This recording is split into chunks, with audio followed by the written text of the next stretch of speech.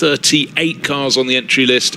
And then likewise, with only a 5-minute gap between the first set of sessions and the second batch, Benjamin Lariche and Robert Consani lead the championship for Team Speed Car with their Audi. They've had a fantastic run of late. Started the season with a 7th place, completely out of sorts, but since then they've not left the podium. They've notched up 4 wins. Ford in the mix as well. That's Nathan van Springel's car from Team Floral.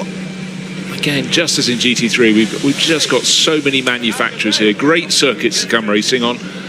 But at the moment, let's just go down through the championship, because that Ford is not really featuring in the overall running, but the Eric Evans, Marco Signoretti car, number 51 from Academy Motorsport, is some amazing liveries down there. Car number 32 is WNS Motorsport Porsche, or one of their Porsche 718 Caymans. Hendrik Still and Joachim Bolting, they are leading the Pro-Am class. And you can see the drivers that are already obviously in that B part of the session, so they don't want to be sat in these cars unnecessarily yeah, and here is one more of the BMWs, the Razoon car. We see them racing in GT2 as well, so a lot of these teams have multi-purpose as teams flood into the fast lane to try and guarantee the best track space, and it looks like Team Speed Car have done that with both their Audis at the front of the train. Yeah, who wants to be first? Me. So yeah, track space is everything. Just to re-emphasise, it's 10-minute qualifying sessions. Bang! It'll be over. But who's going to get it right? Who's going to get it wrong? 17 turns around the Nürburgring, 5.137 kilometres. But plenty of gradient change, plenty of space on the circuit. And we're going to see how the drivers manage to divide it. There's Igor Sorokin, NM Racing Team, who the Spanish outfit that have been really such staunch supporters of GT4 European over the course of the seasons. But you're absolutely spot on. Car number 3 at pit exit. That's the championship leading car with Benjamin Lariche and Robert Consani sharing that. And the lights go green. It's going to be quick fire. We have 10 minutes on the clock. And in the middle of this session, of course, we change over to the B set of cars.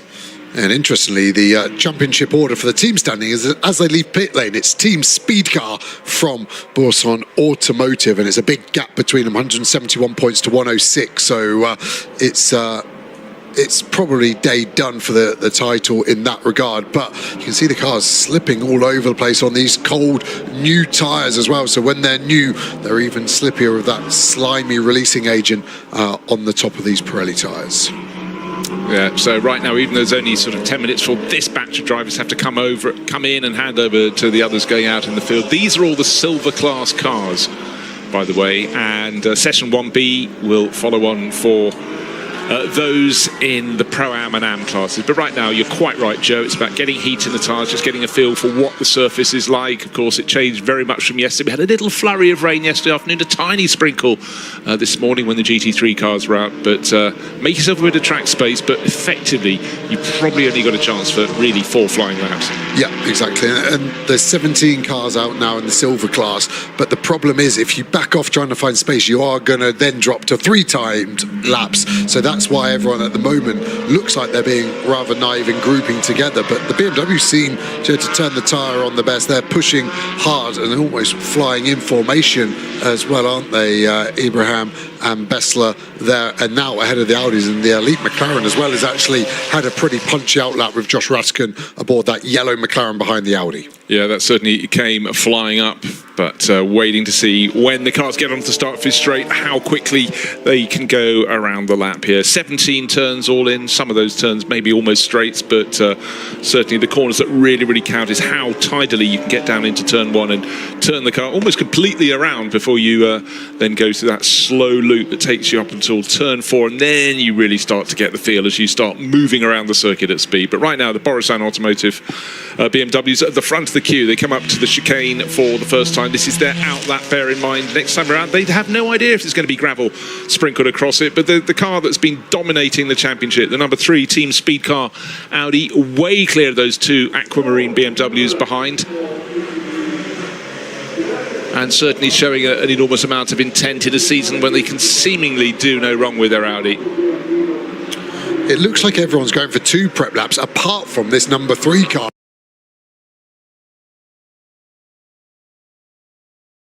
hard, a slightly different colour shroud around the rear right exhaust. So I don't know if that's from a testing incident, but Benjamin Lariche for me is on a push lap, and you can see that because look at the gap to the next car behind. There's his teammate. They left at the same point, but that car was only leaving turn 2. So Lariche feels he's got the tyre underneath him and he's going to push, and he needs to. There's less than 7 minutes remaining of his session. Well, so far it's not a case of him having pushed too soon. He seems to have pretty much the traction he requires, going over the curbing at turn 6, down on through the little kink, the left-hand kink at turn 7, to the lowest point on the circuit, which is turn 8. He's all on his own, some no one to play with, but you're quite right, Joe, has attacked on what will be his first flying lap. Others may be hanging back a little bit, but certainly for a team that's just absolutely on the top of this car. Kosani and Lariche raced together for so many years, just super comfortable, but hey, shows how it's done. It's exactly what he's doing. Yeah, and Kosani and Lariche in the car at the moment have the chance to become the earliest ever silver champions this weekend. So that shows you how strong their year has been up to this point. Yeah, because bear in mind, we've still got the 2 races here. We've got 2 more at the finale in the 11th and 12th of October at Barcelona-Catalunya circuit. But why not get it done now? Relieve the pressure. Benjamin Lariche just looking so neat and tidy. Again, it comes from years of experience. It comes from a great ability. He's been, he's not totally monstering the curves. They got through the chicane neatly, tidily. So the first flying lap on the board, of course, will go to the top of the charts. But this may well be the fastest lap that anyone's manages all session. The session is already really counting through. But look at Gilbert. I thought he was on another prep lap, but he actually just went for a slow out lap, and it actually looks like the sister car to Lariche. Here, going Gilbert in the green, silver, black Audi is going to go top. Pre-qualifying, the fastest lap was a 2:04.4, so we're still a second off that. That car that did the time was the yellow McLaren in the background. What can Rattigan do? He's only 4th at the moment, but expect the lap times to drop by at least another second. Well, Team Speed Car have obviously got their prep absolutely spot on in terms of getting the cars out and making the drivers go fast. Both drivers in the 2-minute 5-second category. The best of the rest is Berkay Bester, one of those 2 BMWs, car number 12. He's 2 minutes and 9 seconds. He's 3.8 seconds down on the ultimate pace. Of course, that ultimate pace may improve, but Speed Car, they had the first roll of the dice there. Yeah, it did, and Tabak is now up to 3rd place, Nicole up to 6th as well, so the BMW's grouping together 4th, 6th and 7th at the moment. The Fords not having a great first lap, and these two are going to start tripping over each other. Bessler in front of that Audi of Gilbert. Look at the straight line speed of the Audi. Gilbert wants to overtake Lariche in the other Audi, now fastest in sector 1. Gilbert steals that back, but I worry for Gilbert. He's going to start to get held up by this BMW Bessler. Look at the sectors. He was 7/10 quicker than that BMW. He's still pushing. He's got a job now to decide, do I overtake to get the gap, or do I back out of this lap into the gap behind and try and use that? But he's in a BMW sandwich at the moment.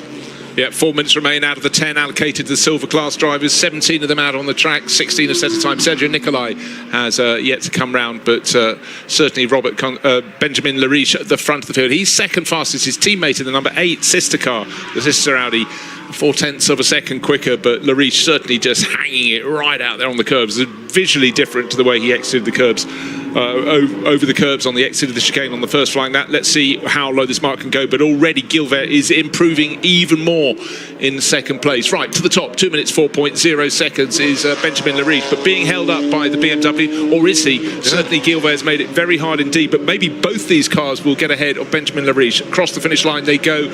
Will Gilbert go to the top? Yes, he does. The Benjamin Lariche go to second, but Berkay Bester picked up the pace too. He's much closer. 0.8 of a second cover the top 3, and the McLaren coming through for Elite Motorsport.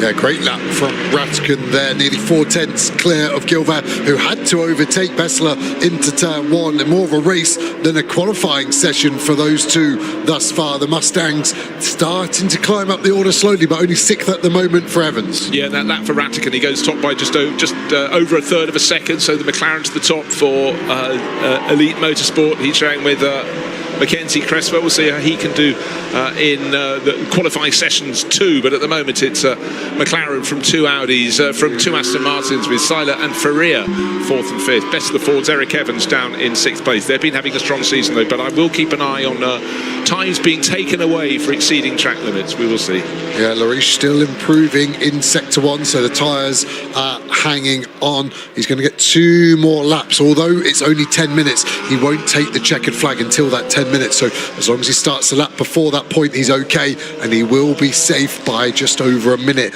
So 2 more laps for Lariche here, as the car seems to be breathing a bit of vapour out the rear left there. I just spotted, can be normal. The oil of the car just starts to vaporise, and that's the vent essentially. But let's keep an eye. Just saw a puff of white smoke out the rear left corner. And I'm going to keep an eye as Rattigan goes faster, still fastest of anyone on the opening sector, down his 16th, so penultimate position of these silver class cars is Berkay Bessler's BMW. He lost his best time for exceeding track limits. That's why he suddenly went from third after the first flying lap down all the way to penultimate position. But he is picking up the pace this time round. He'll need 1 further lap, but there's only 1 minute and 25 seconds remaining in this session. So certainly Benjamin Lariche, who's in third place at the moment, he will get another flying lap in. He will not get 1 further lap, because the best lap so far, 2 minutes 3 seconds, and we don't have that much time left. But this lot coming through, they'll certainly get 1 flying lap too. Yeah, what can the BMWs do? Ibrahim up to thick, Rattigan with a problem in the middle sector. Don't think it was traffic. He's not had to overtake that Aston behind him. Is that the tyre gone? The green sector's starting to get more sparse. When I say that, look at Saylor to the top for Aston Martin. Wow, very, very impressive run for the racing spirit of Le Mans Aston Martin there. So again, this great spread of manufacturers, GT4 European Series, 38 cars coming out to play. NM Racing Team, been with us for years with their Mercedes at the moment. Luke Ibanez is down in 9th position. He'll be a little frustrated. He's 1.2 seconds down on the ultimate pace, and that ultimate pace may yet improve. Only 6 thousandths of a second, Joe. I'm going to say that again, 6 thousandths of a second between Saylor on pole position and Josh Rattigan in his McLaren in second. And what else is tight is the championship, where Banez at the moment is in 4th place with his teammate Papadopoulos. They're on 79 points. They're less than 3 points behind second place of Academy Motorsport. So there's only 3 points covering second to 4th in this championship. So Banez will want to get this car higher than 8th place, and at the moment it doesn't seem like he's able to take the fight to the cars in front. No, and just to go down those points, Consani and Lariche at the moment, they're heading to qualify 5th now. They've fallen back a few places. They have 161 points, almost double the score of the crew in second place, Evans and Signoretti, but the second to 4th, as you said, super, super close. Right, what is Rattigan doing this time? He's down in second place, just 6 thousandths of a second, and suddenly the track is being flooded, because of course those are the ones in cars in Group 1B, those are the Pro-Am and Am runners, but they won't interrupt this lot because they've just got to cross the finish line. But at the moment it's Saylor from Rattigan, it's Aston Martin from McLaren, in other words, and then Gilbert, the best of the Audis, but Eric Evans up to 4th in the Ford, and Benjamin Lariche, who set the pace early on, down in 5th. Yeah, Rattigan doesn't look like he's going to be able to improve now. 0.3 of a second off it. Needs to be found in the last sector, and he boxes. How aggressive was that? He last minute call, must have checked the delta, realised he wasn't going to improve, wants to save the tyres and get the car in. So it is Saylor from Rattigan, from Gilbert, who is still improving at the end. Evans gets up to 4th place from Lariche, who seemed to fade as that session went on. It did. I mean, Lariche set off first ahead of everyone else. He had the clear track and he really went at it very early on. But Gilbert, his teammate, who's qualified at the moment in 3rd position, unless there's a late change, he had to work with the traffic, but actually did it rather better. We thought he was being delayed by Bessler, but it didn't appear to be the case. But at the moment, it's car 39 that's going to be on provisional pole, unless someone from the Pro-Am class can topple him, or one even from the Am. But it's 39, Clement Saylor, driven Aston Martin, at the top of the charts. Another car we didn't speak about much is this Toyota crossing the line. Duran up to 4th. I was about to say he's doing okay in 6th, but betters that 4th place. That will be good come the race this afternoon, to be on the 2nd row of the grid as we see the Aston Martin pit there.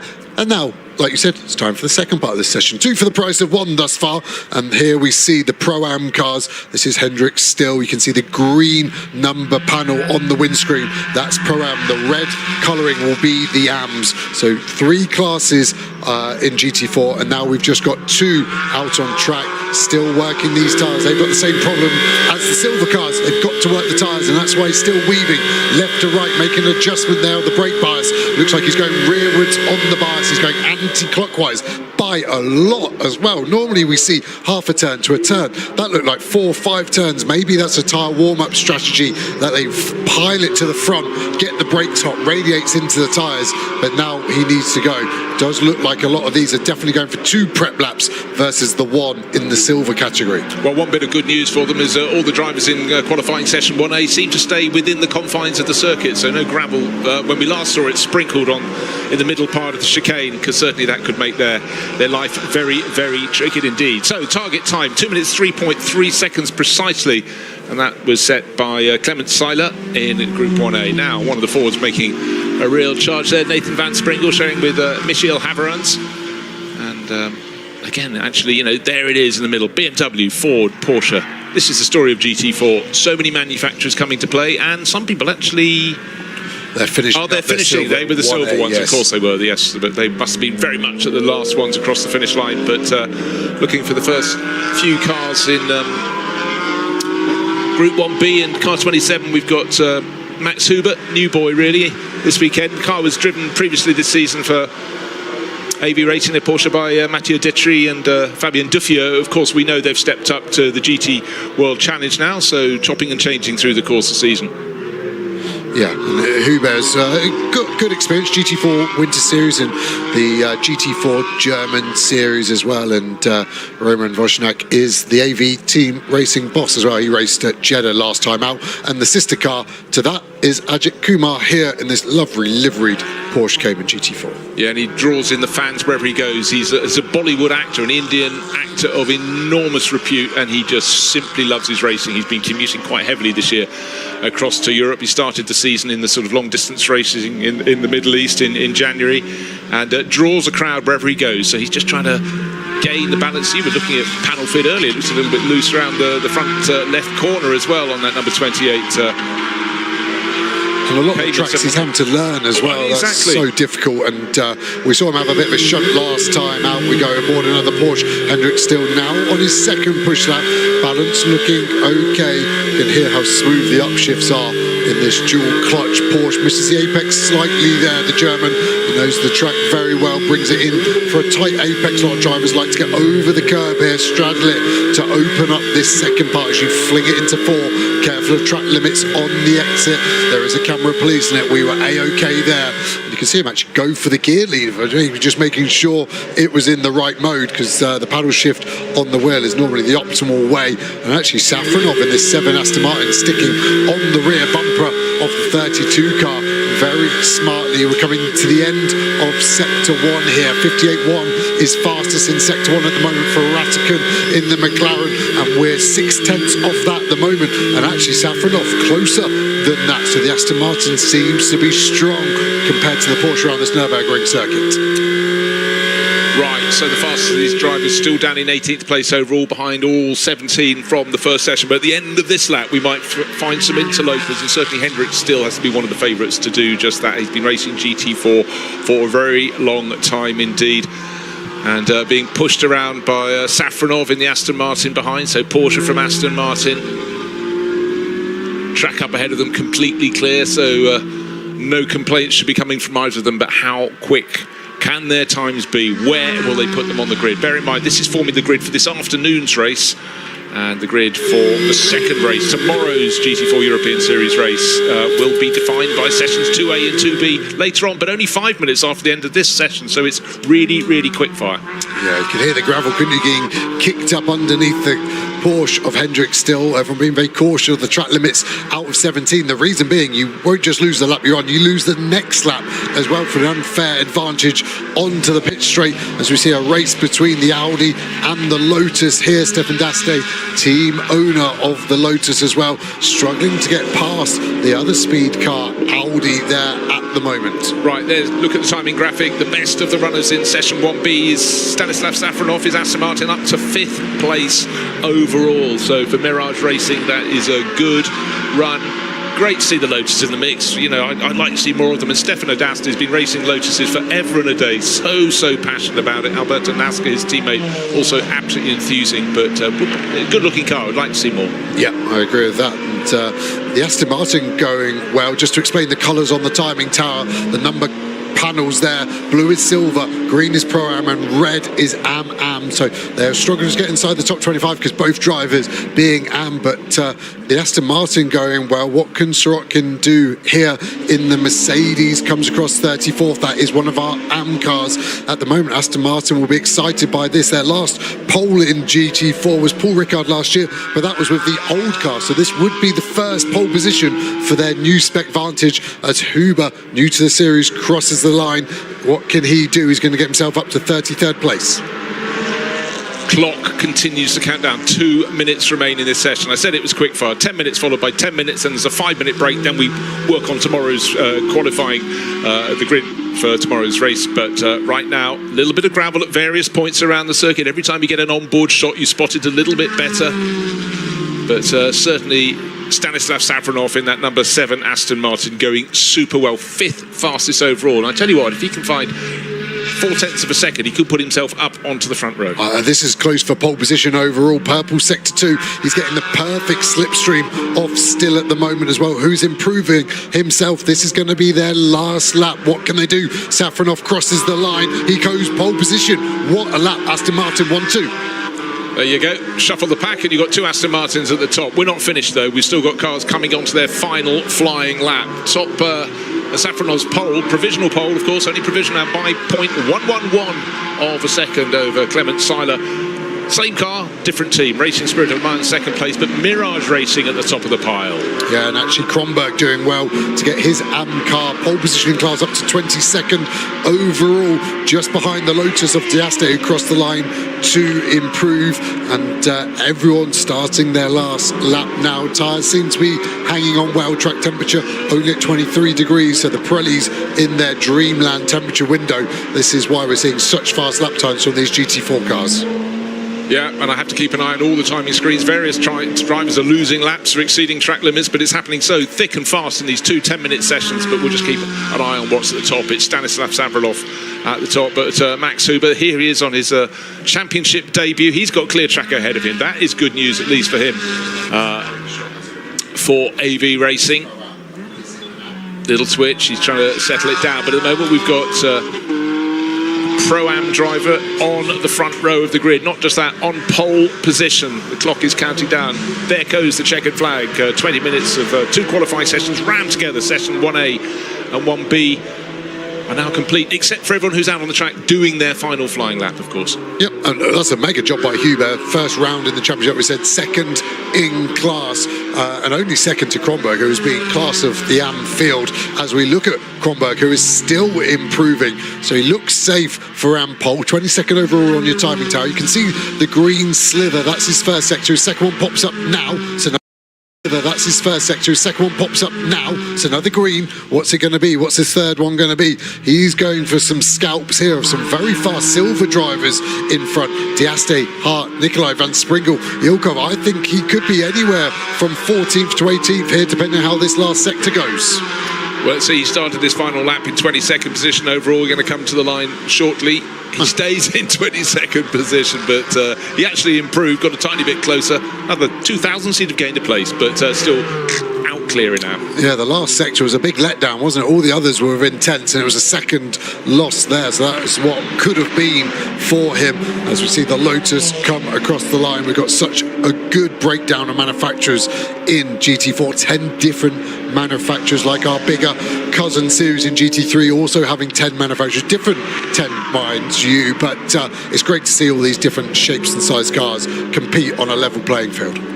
Right, looking at the final handful of cars coming across the finish line. Some have already parked up in the pits, including the car that, for now, appears to have pole within its grasp. Are we going to have any late charges? Well, one's coming from the number 88 Mercedes, being pushed hard by Igor Sorokin, the NM Racing team. Get used to their cars being grey and red, but of course this is grey and yellow. This one, he is down in 35th position, so he needs an awful lot of improvement. And again, he improves his time, but doesn't go any further forward.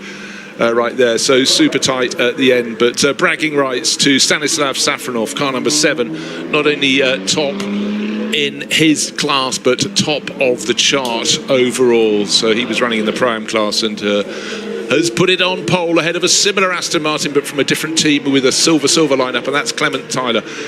Hendrik still pushed really hard, came home in 8th place overall, and a nice, tidy job. But really, Stanislav Savronov, he gets the bragging rights. Yeah, definitely. And Aston Martin have bought a competitive package here. And we said about 10 different manufacturers, 7 different manufacturers represented inside of the top 10. So again, great evidence of what a good job everyone at SRI do of a good, fair, balance of performance. No, exactly so. Why are the cars not being pushed back into the paddock? Because they've got to come out and play again. Within a few minutes, the session 2A will start, when the silver class drivers will go out to try and work out where they might line up on the grid for the second race, which is going to be here tomorrow, Sunday, at the Nürburgring. Last few cars coming in, Stefano Daste.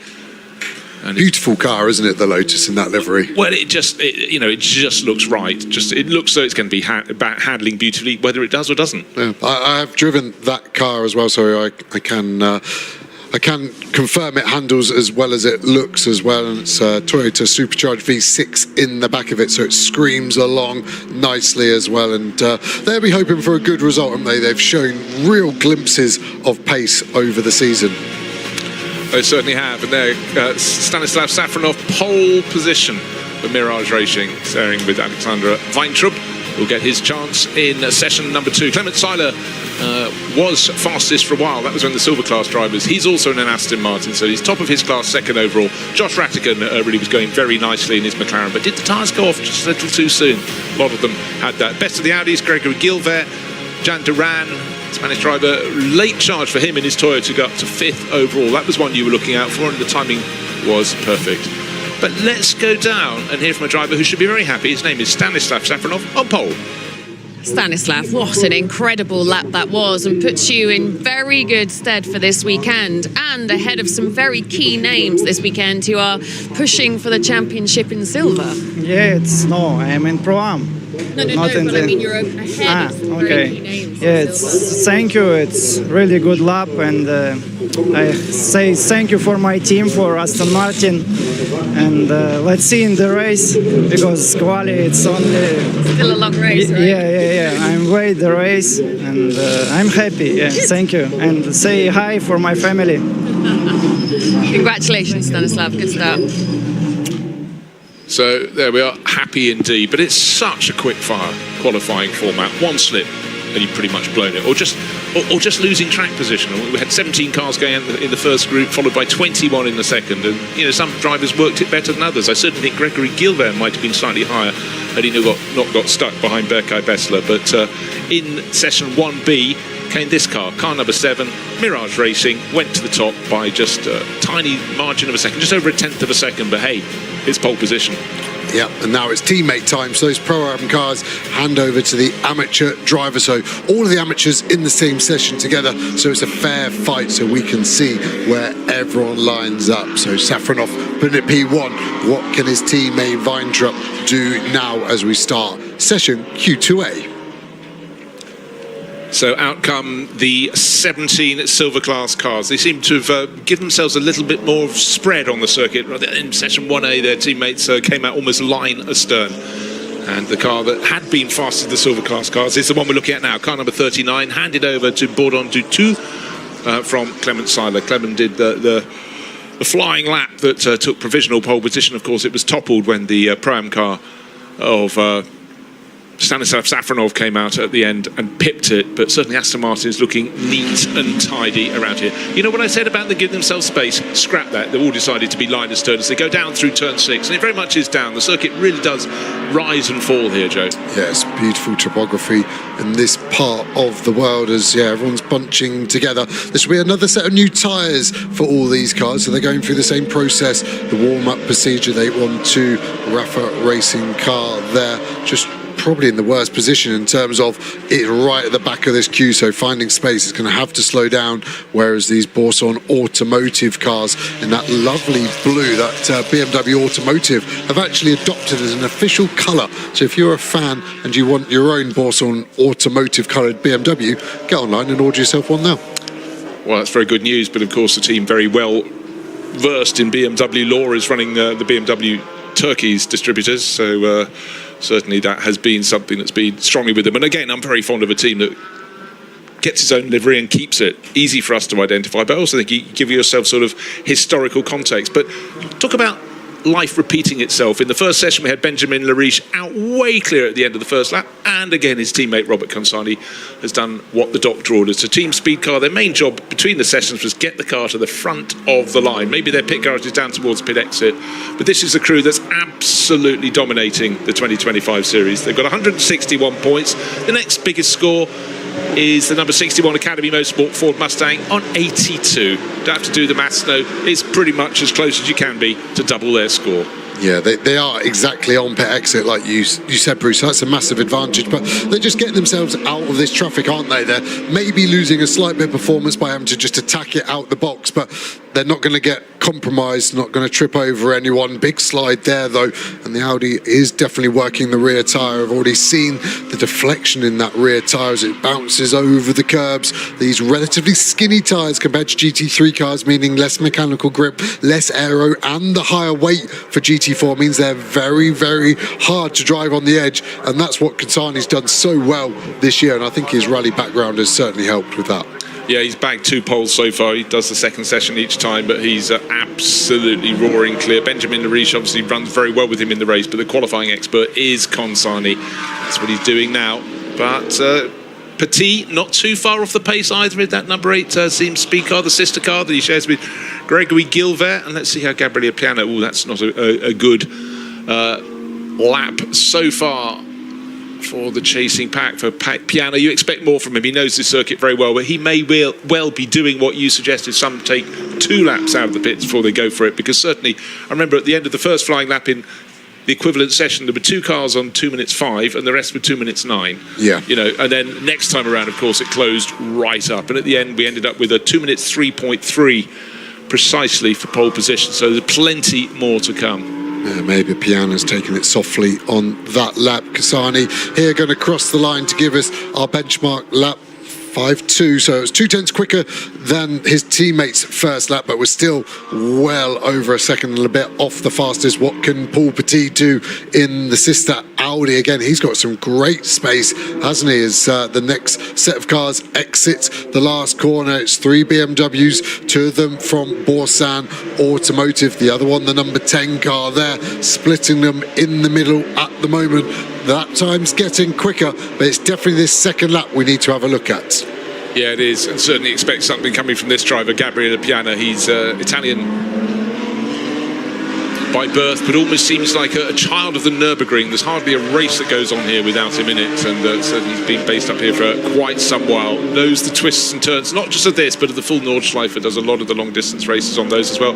Talk about he's not doing a long distance race, he's making it the shortest route around the circuit, of course. They're doing a good job there with that. No track limits monitored at the apex, so he should be okay. So you've got the 2 Borsan Automotive cars, then you've got this Willy Motorsports car in the sandwich, so they're making the meat in the Borsan bread, you could say. No track limits there either, so don't worry about all 4 tyres being, and Piano's definitely maximising this. What's the first sector going to be? He crosses the beam now. It's fast, but you can see 0.6 quicker than his best, but it's not anywhere near Paul Petit at the moment. That Audi has definitely turned its tyres on. 0.4 up in sector 1. Yeah, Paul Petit, 0.3 up on his own teammate, Robert Consani, who has the provisional fastest time. Oh, but Piana just making the car dance through the chicane and on the climb back up the hill, and then he's got the downhill dip, and then you move up the hill to the real chicane, the uphill chicane, turns 14, 15 and 16. Just been negotiated there by Robert Consani. What sort of time is he going to put on the board? He's got a 2 minute 5.2 second lap. Let's see what this one's going to be. Surely it's going to be quicker. I reckon he's going to take a 1.5 seconds off that. Maybe we'll get the car into the high 2 minute 3s, maybe low 2 minute 4s. 2 minute 4.136. Will that be toppled by Petit? Wait for it, here comes Petit in the green Team Speed Car Audi. Clock continues to count down. Does his lap time to continue to count down? Will it be toppled by Gabriele Piano? So Petit goes top, 2 minutes 3.75 seconds. Who else is on the charge? Oh, the Michel Haveran's Ford is also making moves as well in the background of the shot shortly. Let's see if that's going to go top. Gabriele Piana does gather it up to come into second place. Certainly he attacked that lap very hard. He's down by 12 1,000ths. Haveran slots into third. He's only 26 1,000ths, even just further back. And now let's see the McLaren working out wide. Cresswell goes up to 6th there in the elite car.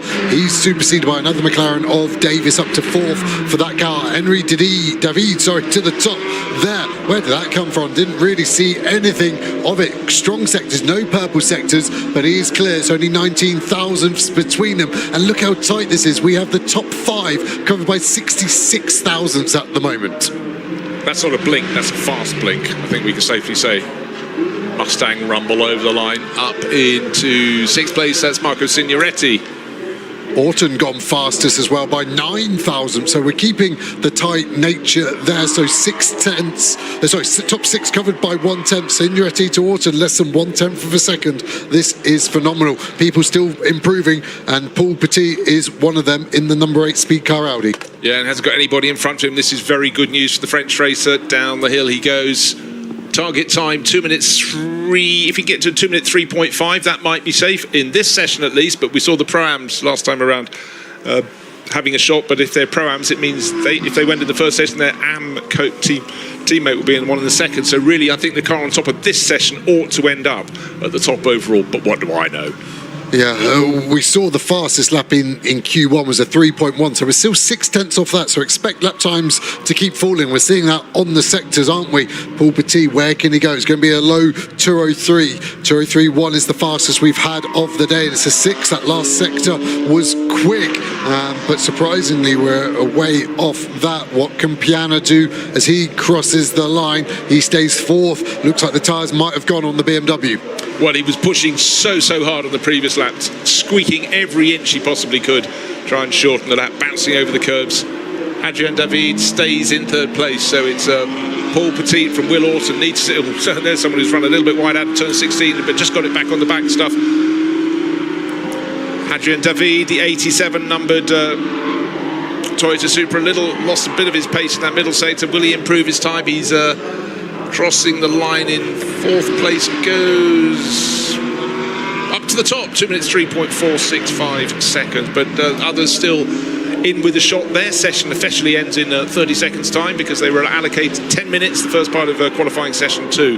Where's the change coming from? Will Orton sitting in 2nd place in his Aston Martin. And Petit on another purple sector. It was Davis that kicked up the dust in front of that Toyota, and he went on to 4th on that lap. So that McLaren's got some serious pace, considering he wasn't touching the tarmac for a good few hundred metres out of that last chicane. And again, here's Petit. We saw this last lap. I've got deja vu here. We had a purple sector 1, and then the lap started to fade away from the Audi. What can Petit do? Can he keep the ante up? Can he take it to the Toyota and the Aston Martin in front? Need to find just over 0.2 a second to get pole position.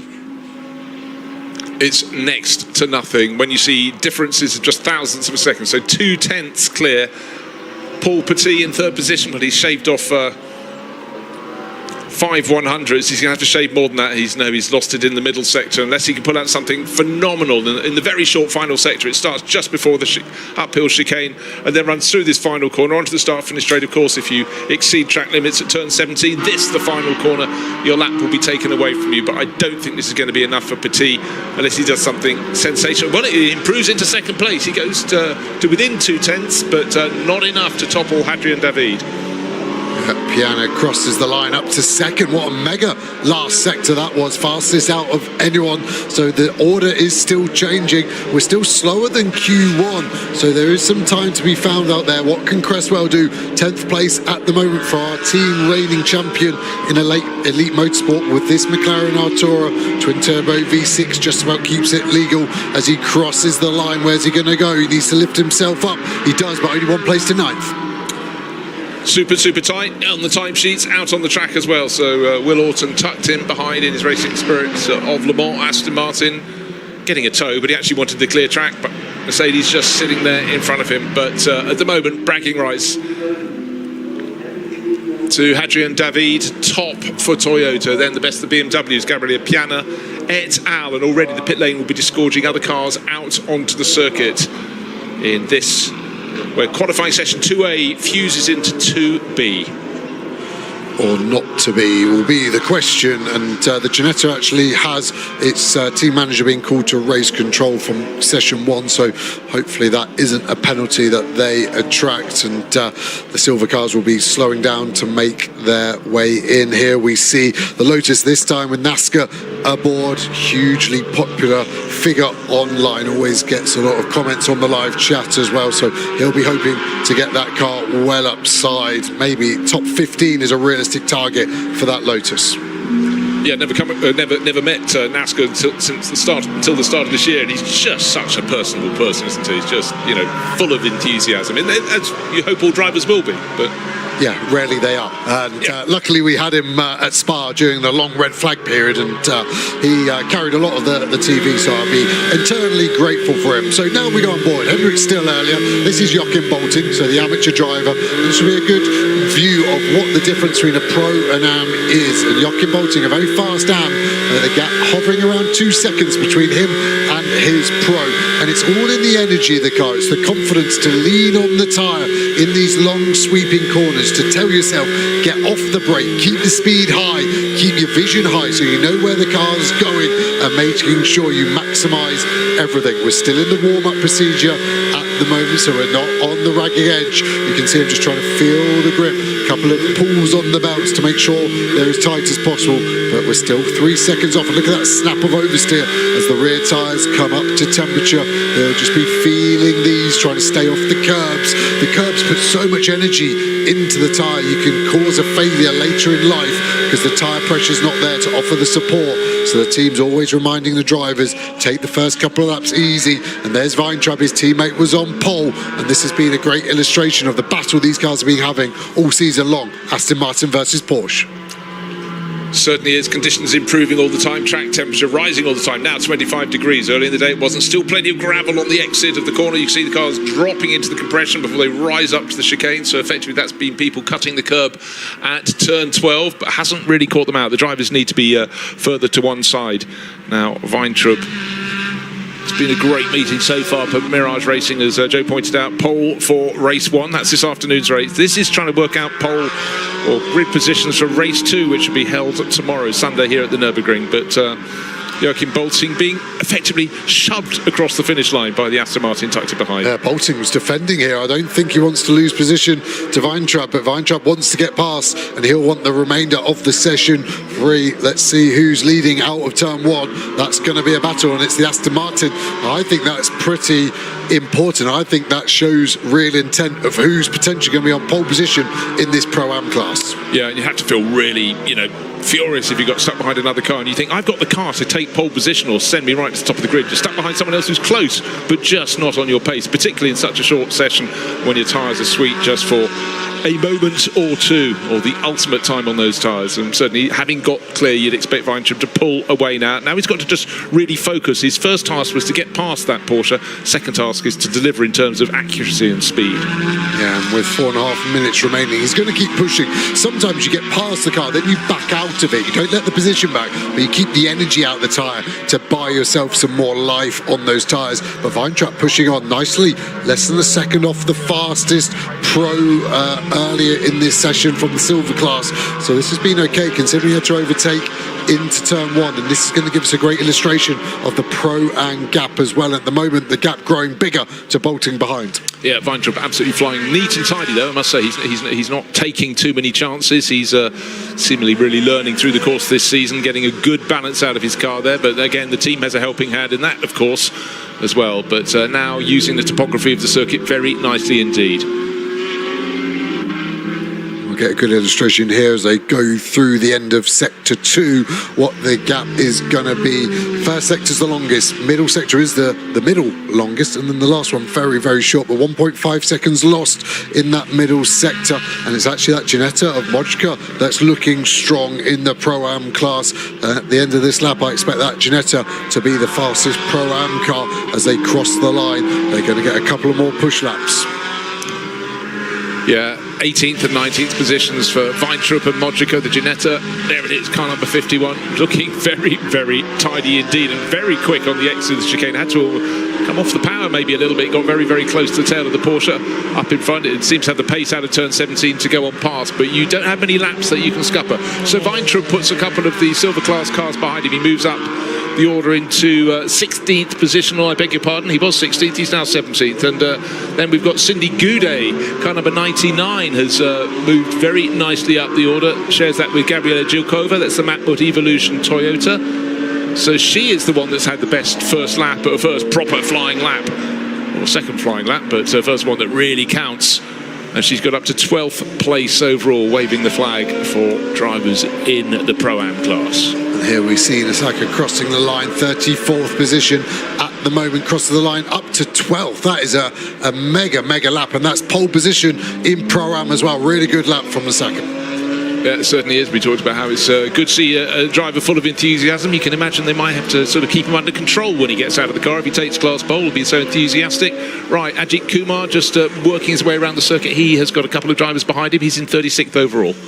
Yeah, the only solo driver, so he does both sessions, of course. Double the track time, double the work, though, as we see team owner of AV Racing, Wozniak, across the line. Where's he going to lift himself up to? 2 places higher, 32nd place. Right, so the best runner in this session 2B is Alberto Nasca, 12th place overall. When combined with all the silver class cars, what's going down? The thing that's going down is the clock. It's down to 1 minute and 40 seconds remaining. Now, what are we going to see this time around from Alexandra Weintraub? This number 7 Aston Martin from Mirage Racing.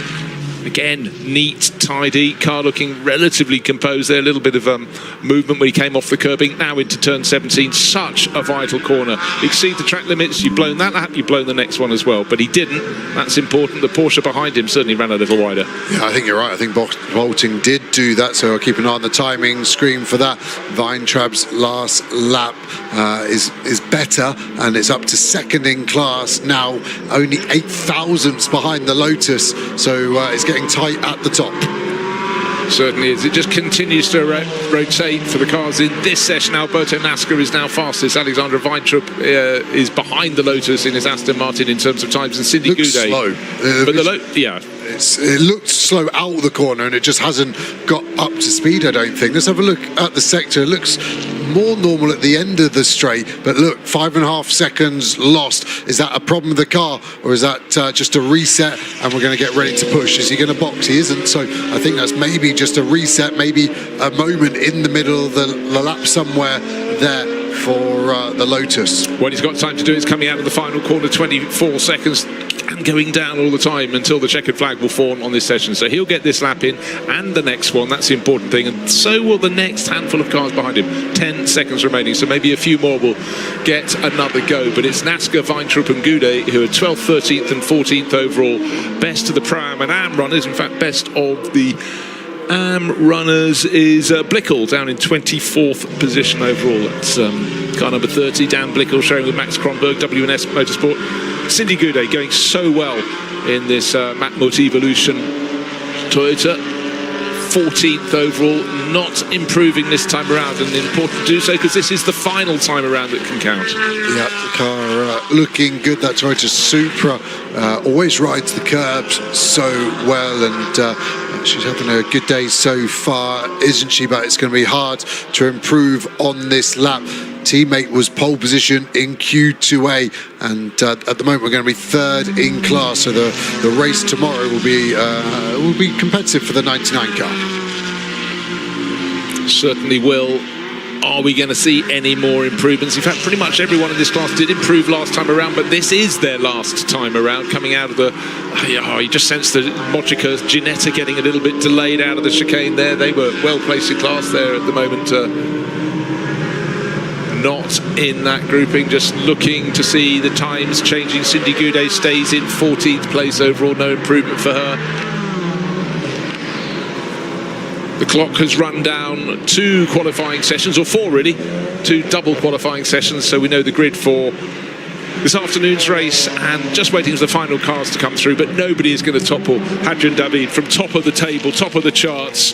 He was in the silver class and his time has not been beaten. But remember, in the first qualifying sessions we did have a car from the Prime class go to the very, very top overall. That was Stanislav Safronov. This time around, at least the silver drivers can go, none of them beat us. Lotus back up to speed. Look at the sectors, look okay.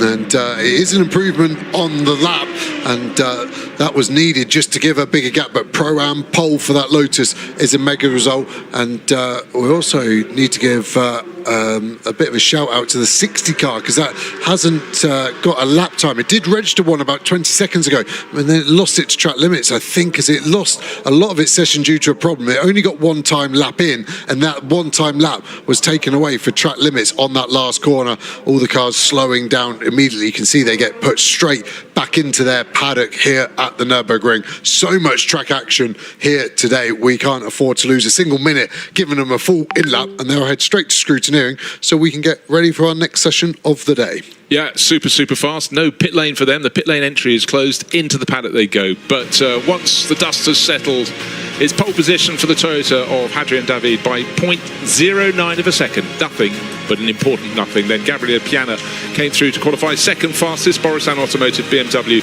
And Pierre Petit, looking for gaps in traffic in the Audi car number 8, goes third fastest, just ahead of Will Orton, best of the Aston Martins this time round, with more manufacturer variety. 6 mates in the top 6.